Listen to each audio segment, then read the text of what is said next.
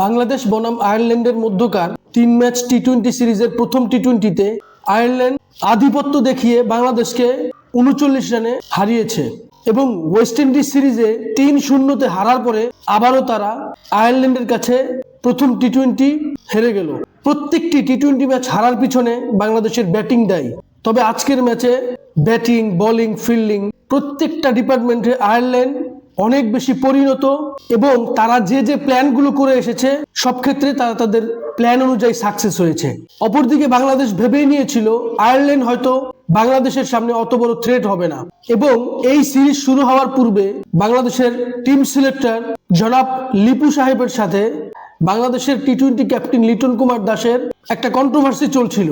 শামীম পাটোয়ারিকে কেন বাদ দেওয়া হলো, মাহিদুল ইসলাম অঙ্কনকে কেন দলে রাখা হলো।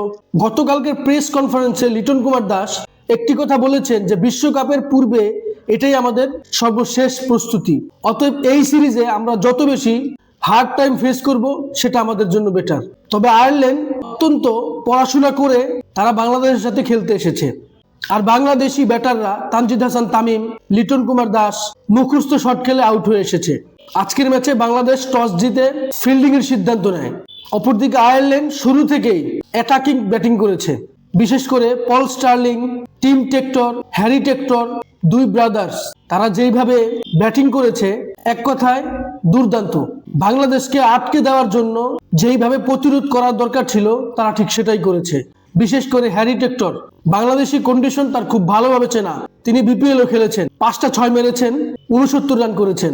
তার ব্যাটিং এর উপর নির্ভর করে আয়ারল্যান্ড নির্ধারিত 20 ওভারে 181 রান করতে সক্ষম হয়। অপরদিকে বাংলাদেশ 181 রান চেস করতে নেমেই শুরুতে তারা উইকেট হারিয়ে ফেলে তানজিদ হাসান তামিমের। পরবর্তীতে লিটন কুমার দাস দায়িত্ব জ্ঞানহীন শট খেলে তিনিও আউট হয়ে যান।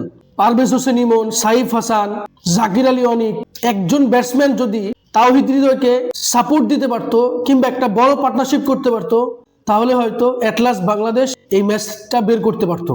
তবে বাংলাদেশের ব্যাটিং যতটা খারাপ হয়েছে তাওহিদ হৃদয়ের ব্যাটিং ঠিক ততটাই চমৎকার হয়েছে। তাওহিদ হৃদয় তিনি তার উইক পয়েন্টগুলো নিয়ে যে কাজ করেছেন সেটাই প্রমাণিত। তিনি অফসাইডে আগের চাইতে অনেক বেশি ফ্রি খেলছেন, এটা বাংলাদেশের জন্য গুড সাইড। 83 রানের একটি ঝকঝকে ইনিংস খেলেছেন। অপরদিকে আয়ারল্যান্ড বোলাররা আমার কাছে মনে হয়েছে অনেক বেশি অভিজ্ঞ সম্পূর্ণ বোলার এবং তারা বাংলাদেশের উইক পয়েন্টগুলো খুব ভালোভাবে ধরে ফেলেছে। এক কথায় আয়ারল্যান্ড বোলাররা এবং ফিল্ডাররা অসাধারণভাবে প্রথম টি-20তে বাংলাদেশকে হারিয়েছেন। এখন দেখার বিষয় বাংলাদেশ দ্বিতীয় টি-20তে কিভাবে কামব্যাক করে, তাদের প্ল্যানটা কি থাকে, নাকি আয়ারল্যান্ড আবারও বাংলাদেশকে কাবু করবে। এ নিয়ে আপনার কোনো মতামত থাকলে অবশ্যই আমার সাথে শেয়ার করবেন। ভিডিওটি ভালো লাগলে লাইক, কমেন্ট, শেয়ার, সাবস্ক্রাইব করবেন। ধন্যবাদ।